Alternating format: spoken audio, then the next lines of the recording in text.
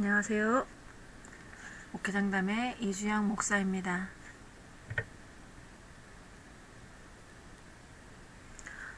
지난 강의에 이어서 제5장 목회상담의 심리학적 이해를 한번 살펴보겠습니다. 심리학이라는 것은 처음에 마음 또는 영혼을 연구하는 그 학이라는 말에서 출발했습니다. 그 후에 과학적인 실험을 통해서 연구한 그 심리학에서는 의식을 대상으로 하였기 때문에 의식과 과학이라고 불렸어요. 그래서 심리학이라는 그것이 행동의 그 이유가 마음에 있다고 생각을 한 것이죠. 그래서 마음과 행동은 매우 밀접한 관계에 있다라고 볼 수 있습니다. 그래서 심리학은 마음과 행동을 연구하는 학문이다. 그래서 심리학파의 연구 결과에 심리학의 그 정의도 조금씩 그 다르기는 하지만 심리학이란 생명체의 그 행동과 경험을 연구하는 과학이라고 이렇게 규정할 수 있습니다. 여기서 행동이라고 하는 것은 다분히 행동주의에 영향을 받는 말이지만 경험이란 말을 포함시킨 것은 주관적인 그러한 의식 체험까지 연구 대상으로 포함시킨 것이고, 또 이러한 경험 내용은 그 사적인 것이지만 언어로 보고 이렇게 시켜서 객관적인 자료로 사용할 수 있다고 하였습니다. 그래서 심리학이라는 것은 유기적 의식과 또 행동 과정이나 상태를 연구하는 학문이고, 하등 동물에서는 그 행동을, 또 인간에게서는 행동과 아울러 의식이 되는 경험을 연구 대상으로 했다는 것이에요. 그래서 심리학은 또 인간과 동물의 마음과 행동을 연구하는 학문이 될 수 있다라는 학문이라는 것입니다. 근데 여기서 마음과 행동에 무엇을 연구하는 것일까요? 첫 번째로는 생리적 과정을 연구를 했는데, 이건 뇌를 중심으로 해서 우리 몸에 몸에 뻗어 있는 그런 신경계를 그 연구를 한 것입니다. 그리고 두 번째로는 심리적 과정 연구예요. 그래서 개인적인 내적 과정이 뭐냐 하면 지능, 감정, 사고를 비롯해서 우리 마음에서 일어나는 그러한 일을 연구했다라는 것이죠. 그리고 세 번째로는 사회적 과정을 연구했어요. 어떤 사람들과 함께 있는지, 또 어떤 환경에 처해 있는지, 그것에 따라서 마음과 행동이 달라질 수 있다라는 것을 그 사회의 과정의 연구를 통해서 볼 수 있었다는 것입니다. 그리고 여기서 행동주의라는 것이 있는데, 행동주의는 마음은 눈으로 보이는 것이 아니기 때문에 객관성과 정확성이 문제가 된다는 것이에요. 그렇기 때문에 마음이 아닌 눈에 보이는 행동만을 연구해야 한다고 또한 주장하는 것이 행동주의라는 것이에요. 그러면 이제 심리학의 역사를 한번 살펴볼 건데요. 심리학은 그 철학의 한 분파로서 영혼을 연구하게 된 때부터 말하면 오래된 것이지만, 관찰이나 실험에 의해서 성숙된 유기체의 여러 가지 조건에 반응하는 것을 연구하는 것은 그 연구하는 그 과학적인 학문은 불과 1세기 정도밖에 되지 않았다는 것이에요. 그래서 분트라는 사람이 있는데, 분트가 라이프지히 대학의 심리학 연구실을 창설했어요. 1879년에. 그래서 1879년을 현대 심리학의 시초로 보고 있다는 것입니다. 그리고 철학적 심리학을 한번 알아볼 건데, 고대와 그리스의 시대는 그 철학적인 심리학으로 어떻게 했을까? 심리학이 어땠을까? 인간이 창조함을 받은 후부터, 인간이 창조된 후부터 모든 시대의 사건들 뒤에는 반드시 어떤 힘이 되는 그런 그러니까 원인이 되는 힘이 있었다라는 것이죠. 그래서 그 사태를 일으킨다고 믿어왔어요. 이것을 하나님의 역사로 이해한 사람들도 있지만, 사람을 움직이게 하고 또 웃게 하고 슬프게 하는 것은 이렇게 하는 힘이 영혼 또는 마음이 사람 속에 들어 있어서 그렇게 된다고 믿었다라는 것이죠. 그래서 이러한 생각이 더 나아가서는 사람이 생명을 갖고 있는 것과 같이 물과 아니 바위나 돌 같은 그런 자연들도 모두 생명을 가지고 있다고 생각했다라는 것이죠. 그래서 이것이 철학의 한 이론이 돼서 물환론이라고 철학의 이론이 됐다는 것입니다. 그러면 BC 5세기경에 그리스의 철학자인 그 엠페도크레스, 그 엠페도크레스는 우주를 사원소로 보고 그리스 의사인 히포크라테스는 그 오늘날의 그 4가지 기질서를 말했어요. 그 4가지 기질서를 4가지 기질에는 다혈질, 담즙질, 우울질, 점액질 이거 한번 들어보셨을 거예요. 이런 4가지 기질을 가지고 있다고 말을 하고 있습니다.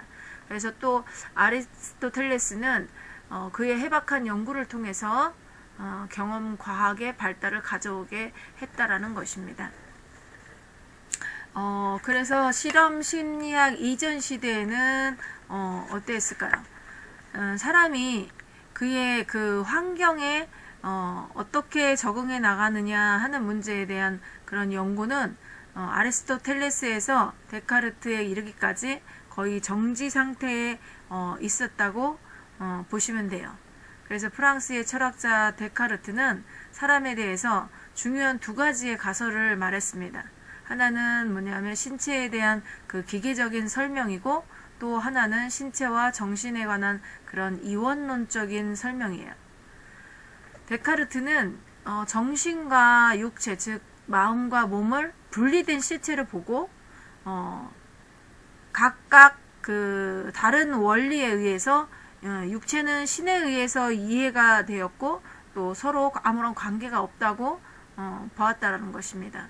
그래서 육체는 신에 의해서 만들어진 그 자동 기계와 같은 것이고 또 마음은 거기에 덧붙여짐으로 인해서 육체 자체에는 아무런 변화도 받지 않는다고 생각을 했어요.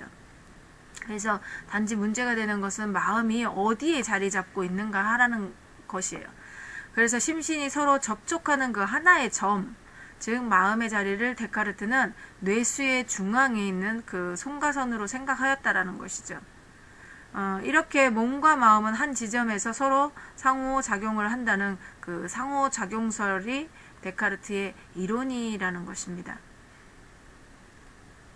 그리고 스피노자라는 사람은 마음과 몸은 동일한 실체의 다른 모습이라는 거죠. 동일한 실체의 다른 모습. 즉, 표리 관계라는 그런 양면설을 내세웠고, 또 라이프니츠는 심신병행론을 주장하면서 원래 마음과 몸은 분리되어 있는 것이 아니고 상호작용도 하지 않지만 동일 원인에 의해서 영향을 받게 되는 것이죠. 영향을 받게 됨으로써 활동이 병행한다고 말을 했습니다. 그리고 홉스와 로크는 경험에 의해서 사람의 정신 발달이 이루어진다고 말을 했어요. 그래서 경험에 의하여 단순한 감각과 관념은 차츰 이제 복합되면서 복잡한 감각과 관념으로 발전하는데 이것은 그 연상을 통해서 이루어진다고 하고 있습니다. 그래서 이들은 아리스토텔레스의 접근, 또 유사, 대비, 연합의 제1차 법칙 외에 친근성, 빈번성, 생동성 등의 그런 제2차적 원리를 덧붙였고 또 연상 심리학으로 발전이 되었다라는 것이에요. 볼프와 칸트가 있는데 그 볼프와 칸트는 연상설에 반대해서 지성과 정서 또 의지의 세 분야로 분류를 하고 그들이 독자적으로 작용한다는 그런 정신 능력선을 주장해서 능력 심리학의 기초를 또 마련했습니다. 지금까지 우리가 살펴본 것은 이제 철학적 심리학인 또 고대와 그리스 시대의 그 심리학을 봤고, 또 우리가 실험 심리학 이전 시대에는 어떻게 심리학을 얘기를 하고 있나를 한번 살펴봤습니다. 그렇다면 현대 심리학의 그걸 알아보는데 현대 심리학의 형성은 어떻게 되었는지 알아보겠습니다.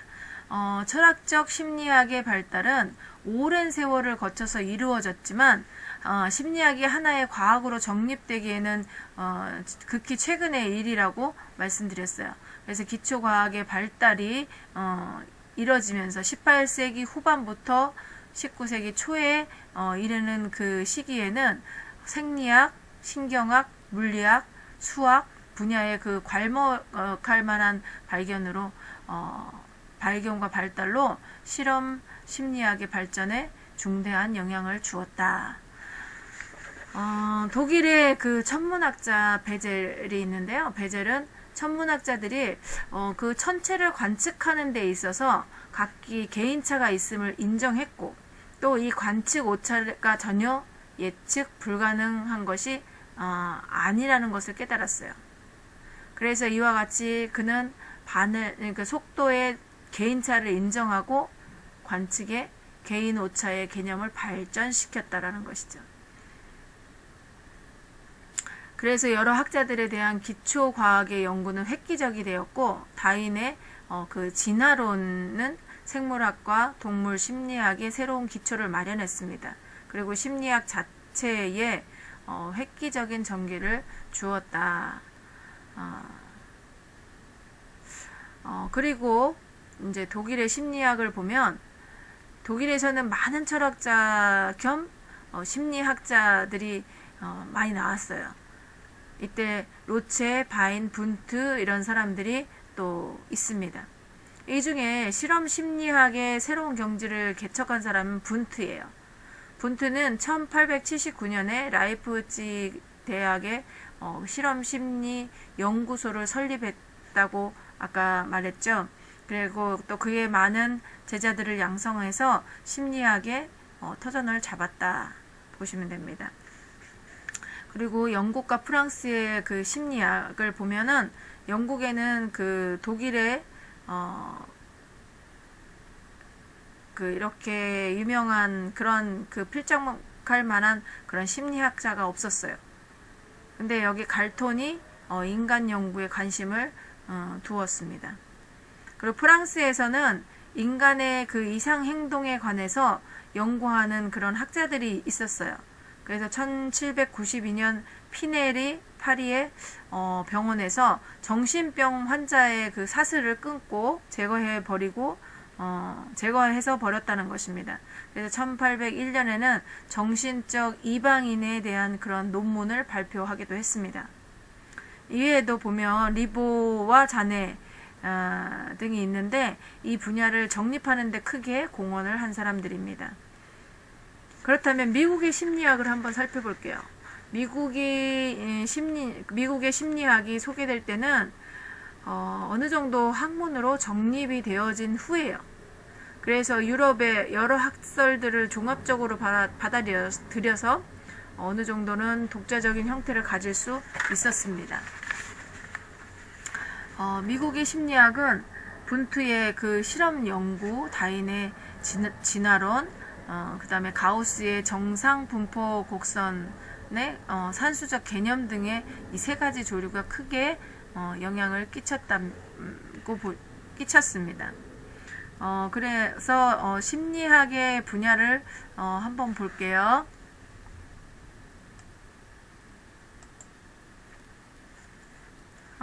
심리학을 그 유기체의 행동과 경험을 연구하는 그런 과학이라고 한다면 그 연구 범위는 굉장히 넓어요.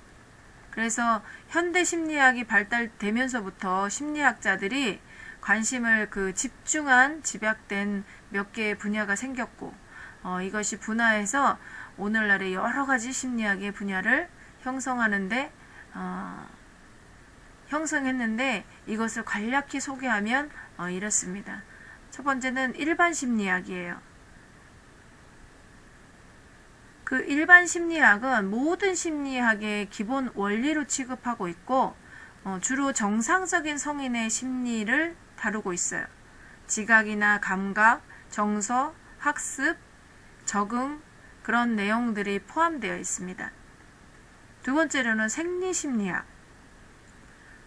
유기체의 행동을 지배하는 그러한 신경계통이나 내분비선 등의 그 기능을 연구하는 분야로서 유기체의 생리적 측면을 연구하는 그러한 심리학이라는 것이죠.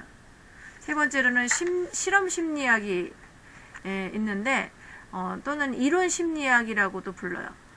이 심리학의 분야는 주로 실험실에서 연구되는 모든 심리학의 지식을 포함하고 있습니다.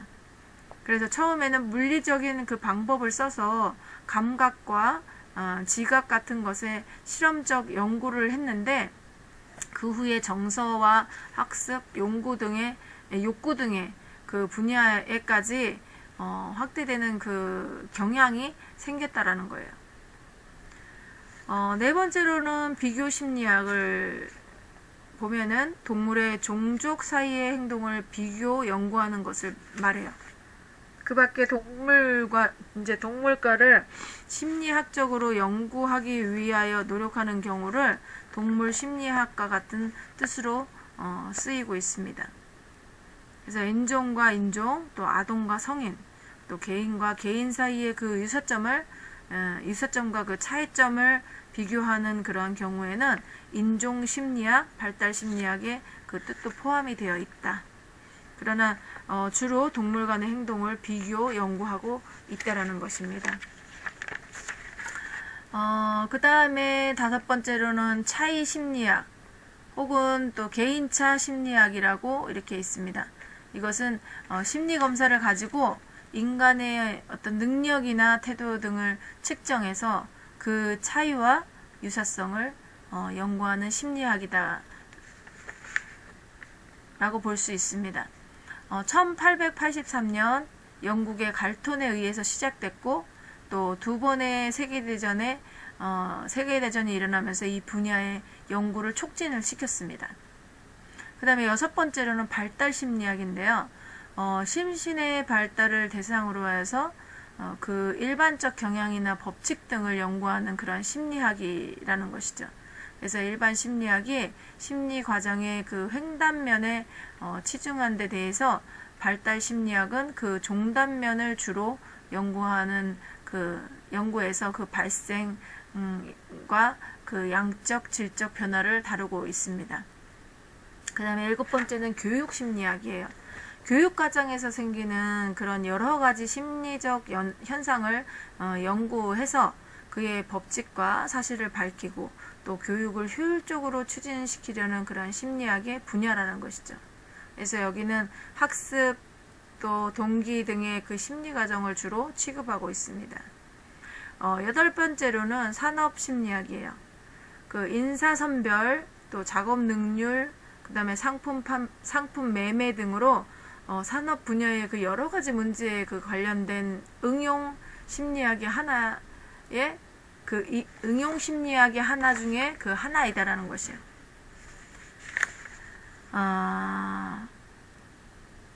직업 심리학, 또 노동 심리학, 광고 심리학 등이 포함되어 있고 2차 세계대전 이후에 크게 발전했다. 그 다음에 아홉 번째로는 역동 심리학입니다. 성격 심리학이라고 동일하게 또 주로 개인적인 적응 행동을 취급하는 것이에요. 그래서 이상, 임상, 사회 심리학과 관계가 있어서 주로 행동의 기제나 연구의 대상이 된다. 열 번째로는 이상 심리학이죠. 일반적으로 정상 상태에서 이탈된 행동을 취급하고 있어요. 그래서 임상 심리학의 기반이 되는 그 이상 심리학입니다. 그리고 또 11번째 임상 심리학은 역동 심리학과 이상 심리학에서 그 얻은 결과를 적용해서 행동 곤란을 진단하고 또 그것을 치료하는 데 도움을 주는 심리학의 분야예요. 그래서 이제 상담 심리도 이 분야에서 상담 심리도 이 분야에 있습니다. 그리고 목회 상담학도 여기에 소속되는 부분이 있고요. 이 분야는 전쟁 후에 정신병 환자들을 도우려는 그러한 실제적 요구에 의해서 더욱 발전되었습니다. 사회심리학, 12번째 사회심리학을 볼게요. 집단 내의 개인, 집단과 집단을 연구하는 그런 분야예요. 그래서 가정 내에서의 상호관계, 또 지배자와 추종자와의 관계, 또 소집단과 사회 형성에 있어서 그 심리적인 관계 등을 연구 대상으로 해요. 그리고 또 사회적 국가적 갈등이 있고 또 민족적 편견과 필요의 대립 등이 있습니다. 그리고 사람들의 사회적 태도 등을 연구를 한다는 것이죠. 그래서 이 분야는 사회학과 그 문화인류학이 서로 밀접한 관계에 있다고 보시면 됩니다. 세 번째로는 목회 상담과 그 정신의학이에요. 심리학의 발달은 정신의학이라는 그러한 새 분야를 생성시켰어요. 그래서 프로이드를 기점으로 해서 일어난 이 경향은 심리학 분야에 많은 문제성을 제기했고 또 그 공과에 대해서 여러 가지 평가를 했어요. 프로이드 학파의 이론과 치료를 한번 살펴보면 프로이드의 정신분석학의 그 심리학 분야에 혁명적인 계기가 된 것은 또 한 사실입니다. 그래서 프로이드는 현대사회가 당면한 그 책임을 붕괴시키는 데 주도적인 역할을 했어요. 새로운 도덕과 근본적 전제에 관한 공헌입니다. 그리고 프로이드는 인간을 내적으로는 갈기 찢겨진 그러한 존재라고 보았어요. 그래서 그는 인간이라는 것은 기본적인 그 원시적 욕구를 가지고 있다라고 말을 하고 있는 거야. 이 원시적인 욕구라는 게 뭐 본능적인 뭐 이런 욕구겠죠. 그래서 프로이드가 이것을 이드라고 불렀어요. 이드. 원시적 욕구를 이드라고 불렀다라는 것입니다. 그러나 그 사람에게는 또한 초자아라고 하는 것이 있어요. 초자아는 양심이라고 부르는 것과 동일한 것이라는 거예요. 이게 뭐냐면 도덕적 태도와 양심, 또 죄의식을 나타내는 그런 정신 기능이라는 것이죠. 그래서 초자아는 그의 부모와 교회와 어떤 교사 등에 의해서 개인에게 사회화된 것이라는 것이죠. 그래서 초자아는 프로이드 학파의 체계 속에서는 범인이다. 프로이드에 의하면 정신병에 걸리는 것은 초자아가 지나치게 사회화되었기 때문이다라고 말을 하고 있어요. 이 초자아는 생애 첫 그 5년 동안 부모나 부모로부터 생긴다라는 것이에요. 그래서 프로이드에 의해 정신병에 걸리는 것은 초자아가 지나치게 사회화되었기 때문이라는 거예요. 초자아가. 그래서 지나치게 사회화된 그 양심은 또 지나치게 심각하고 엄격하잖아요. 그래서 정신병은 초자아의 희생물이라는 것이죠. 그에 의하면 인간의 그 셋째 단위인 자아가 중재자 혹은 의식 자체라는 것이죠. 그래서 갈등은 이드가 표현되기를 바라다가 초자아에 의해서 좌절되었을 때 일어난다라고 보시면 되고, 또 원시적 욕망들이 표현되려고 하고 있지만 지나치게 심한 초자아가 입구에 서서 개인의 어떤 의식 생활에서 이드가 표현되지 못하도록 방해하고 있다라는 것이죠. 아까 이드가 뭐라고 그랬어요? 원시적인 욕구라고 했잖아요. 본능적인 것들.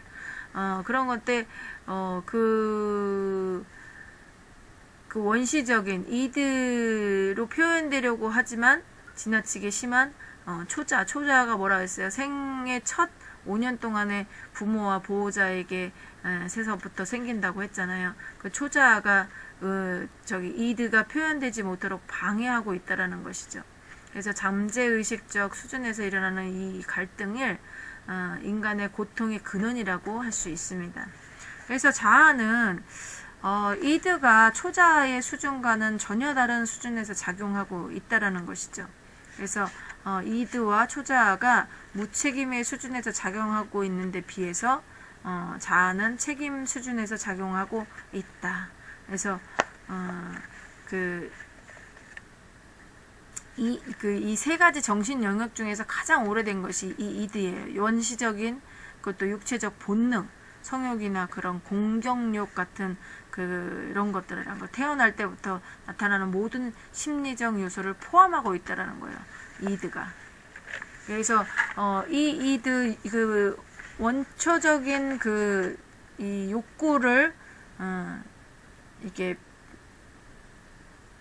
그 이드를 그 초자가 누른다라는 것이죠. 그래서 어떤 정신병의 그 기초가 될 수 있다라는 것이에요. 그래서 이드가 초자에 의해서 억압을 받을 때 갈등하는 사람은 프로이드가 그 죄책감이라고 부르는 그런 것을 경험하게 된다라는 것이에요. 그러니까 이드 본능적인 것인데 이 초자에 의해서 그게 부모나 이런 부분들에게서 생겨난 그런 부분으로 그 죄책감이라는 것이 든다는 것이죠. 그래서 죄책감은 진정한 죄로 인해서 생긴 감정이 아니라는 것이에요. 그래서 그의 죄책감은 그릇된 것이기 때문에 목사가 지적하는 것과 같이 그의 죄를 고백할 필요가 없고 오히려 그에게 필요한 것은 허위를 제거해 버리는 것입니다. 그래서 치료는 잘못된 죄의식을 버리고 그 올바른 감정을 가지도록 하는 것이라는 거예요. 그래서 치료자는 그 이드가 초자아와 대항하게 함으로써 이것을 성취시킨다고 하고 있습니다. 그래서 치료자는 초자아를 약하게 하고 또 패배하게 함으로써 이들을 희생시키려는 욕구를 갖지 못하도록 막아야 된다라는 것이죠.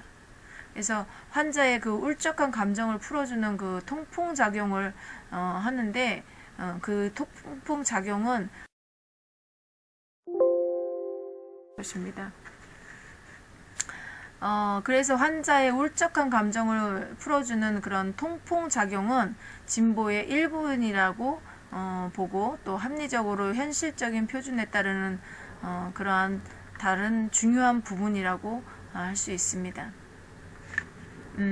그리고 프로이드 학파에 이제 과오가 있는데 만일 이제 프로이드의 견해가 옳다면 이 갈등이라는 것이 이드가 지나치게 엄격한 양심이 되고 또 초자에 의해서 억압을 받을 때마다 생긴다고 하는 그런 견해가 옳다면 우리의 그 매일매일이 참으로 불균형적인 그런 개인 문제를 가진 날보다는 정신 건강이 그 정신 건강을 유지하는 날이 여야 된다라는 거예요. 날이 많아야 된다는 거죠. 그 이유가 뭐냐면 우리에게는 억압을 느끼는 날보다는 또 자유로운 날이 많기 때문입니다. 만일 억압이 없어지고 권위와 책임에 대항하는 그런 넓게 열린 그 반항의 때가 있다면 우리의 그 날은 자유로운 날이라는 거죠. 그렇지만 아직도 많은 사람들이 갈등과 문제 속에서 살고 있잖아요. 또 프로이드의 견해가 옳다면 부도덕한 사람들이나 초도덕적 그런 사람은 가장 건강한 사람들이어야 된다라는 것이에요. 그렇지만 사실 그 반대라는 것이죠. 프로이드가 그 부활주일에 자기 집 지붕을 고쳤어요.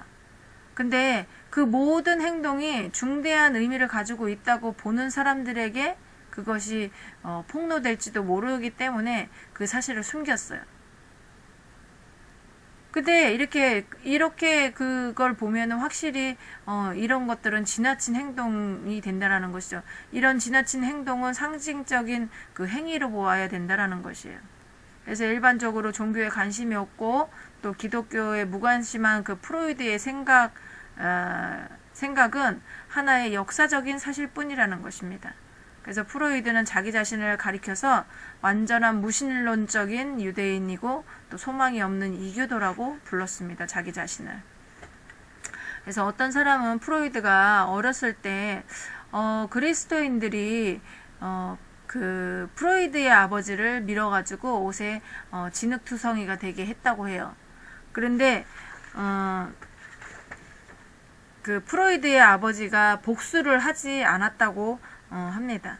그래서 프로이드는 그게 부끄러웠고 또 자기 아버지가 복수를 했으면 좋겠다라고 생각을 한 거예요. 그래서 프로이드는 어느 날에 자기의 복수를 하겠다고 맹세를 했고, 또 어떤 사람들은 프로이드가 정신분석을 무기로 사용했다 생각을 하고 있다라는 것입니다. 그래서 프로이드는 모세와 일신교라는 그 여러 가지 그 책을 썼는데, 종교를 혹평하고 있고 또 기독교는 없어져 버려야 한다는 그런 망상에 지나지 않는다고 그렇게 말하고 있어요. 그래서 모든 다른 종교와 같이 기독교도 신경증의 전조라고 보았다라는 것이죠.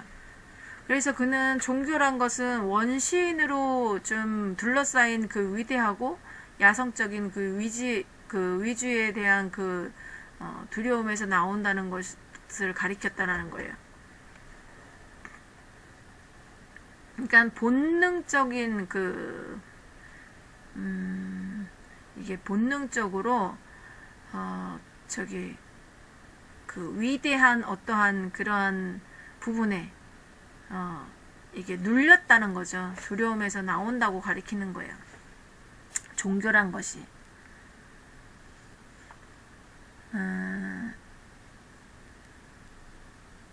그리고 프로이드는 원시인들에게 도덕적인 그 신중이 없었다라고 말을 하고 있습니다.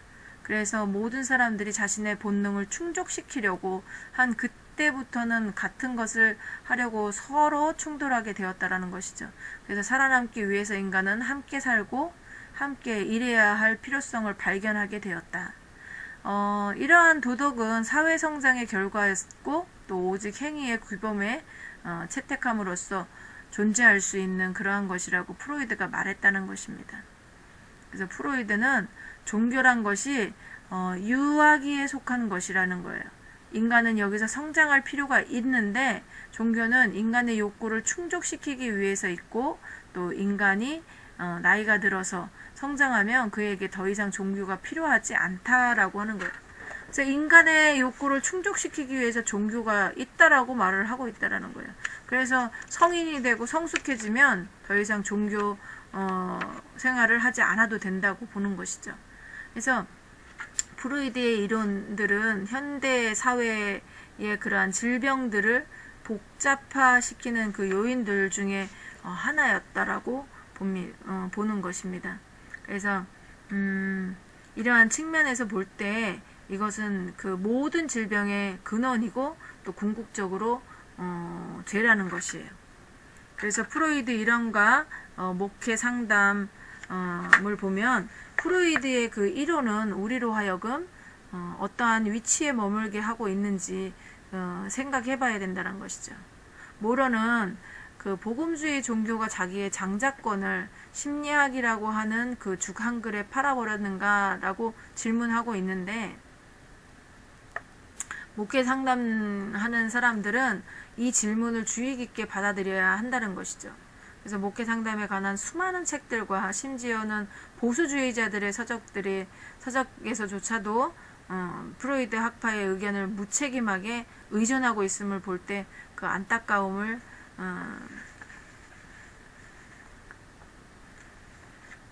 안타까울 수밖에 없다라는 것이죠.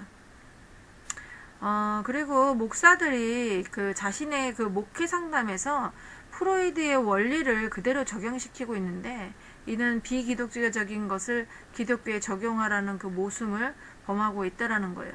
그래서 우리가 이 철학자들의 그 모든 그 이론들을 다 받아들이면 안 된다라는 것이에요. 우리가 그 철학자들이, 제가 생각할 땐 그래요. 예전에 우리 궁금한 것들이 많았잖아요.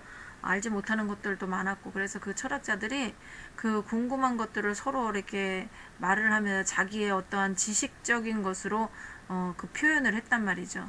그래서 그러한 깨달음의 그 지식들을 가지고 그 하나님을 설명하려고 했고, 이 세상의 존재를 설명하려고 했고, 그런 것들을 볼 때 이게 정말 성경과 상관이 없는 그런 인간적인 부분들로 자기네들이 지식적으로 풀어온 것들이 너무 많다는 거예요. 그래가지고 우리가 보면은 정말 말씀에 비롯하지 않은 모든 것들은 아무리 진짜 생각을 막연히 하게 하는 철학자들이 말하는 그런 말들이 옳지 않다는 고 볼 수도 있다라는 것이죠. 제 생각은 그렇습니다. 그래서 목회 상담은 정신의학자들의 이론과 영역에서 다루어지는 것이 아니라 성령의 사역이라는 것이에요. 그래서 영혼을 구원하려는 그런 하나님의 사역자들의 노력이 있어야 된다는 것이에요. 그래서 우리가 말씀에 비춰보지 않는 상담은 상담이 아니라는 것이죠. 처음부터 그렇게 말을 했습니다. 그리고 목회자들이 상담을 하는 데 있어서 우리가 세상 일반적인 일반 상담을 접목해서는 안 된다는 것이에요. 일반 상담은 들어주고 그들이 답을 찾기를 바라고 있지만, 우리는 어떤 하나님의 성령님의 역사하심으로 그들에게 대안을 줘야 된다는 거예요. 하나님의 말씀에 비춰서 죄로 인해서 이 사람이 굉장히 괴로워한다면 그 죄에 대한 그 부분, 그 죄가 무엇인지 알아야 되고, 또 그 죄를 회개해야 되고, 또 죄를 짓지 않아야 되는 그런 부분까지 하나님 말씀 속에서 찾아야서 그들에게 대안을 줘야 된다는 것이죠. 그러면 이제 목회상담학과 정신병에 대해서 알아보겠습니다. 현대사회에서 제기되는 그런 문제 중에 하나가 정신병의 문제예요. 이것은 동서양을 막론하고 가장 큰 비극 중에 하나잖아요. 그 목회 상담의 영역에서 이 문제를 다루어야 할 경우가 매우 많다라는 것입니다. 그래서 목회자들은 여기에 대한 그 바른 이해가 있어야 되고, 또 거기에 따른 처방이 있어야 된다라는 것입니다. 그래서 정신병이라는 이 말이 그 명칭에 오용이 있다. 그래서 일반적으로 정신병이라는 그 개념은 여러 가지로 잘못 사용되는 경우가 많다라는 것이에요. 정신병이라는 그 말이 아주 모호하게 사용되고 있다라는 것이죠. 뇌의 손상이나 종양, 유전인자나 그런 어떤 선이나 화학적인 질병 등으로 인해서 두뇌에 영향을 주는 그런 유기적인 기능 장애를 정신병이라고 부를 수 있습니다. 그런데 인간이 가지는 그런 방대한 문제들이 병이나 질병으로 인해서 발생되었다는 그런 증거가 없기 때문에 정신병이라고 부르고 있는 거예요. 그래서 이러한 문제들을 나타내기 위해서 정신병이라는 말을 사용하고 있지만, 이것은 서투른 표현이라고 볼 수밖에 없다. 성경은 분명히 제약된 태도나 행동에서 기인된 문제들과 똑같이 유기체적인 그런 문제들도 말하고 있습니다. 근데 하나님의 말씀에서 정신병의 그 현대적 개념에 접근할 수 있는 근거가 어디에 있는지 논란이 된다라는 것이죠. 그래서 정신병이나 질병의 근원을 크게 확신하는 사람은 이것을 증명하려고 노력하지만 성경적으로 볼 때 근거를 찾을 수가 없다라는 것이죠. 어떤 상황은 그 신체적인 그 질병이 비유기적 원인에서 온다는 그 이유가 되기도 합니다. 예를 들면 걱정은 그러니까 위궤양의 원인이 될 수도 있죠. 그래서 그리고 또 두려움은 중풍을 일으키기도 한다는 말입니다. 그래서 이런 결과로 오는 무기력함과 보통 정신과 신체적 양면의 질병이라고도 부른다는 것이죠. 그래서 정신과 신체 그 양면의 질병은 그 내적이고 또 정신적인 어려움으로 인해서 생기는 그런 순수한 육체적인 문제다.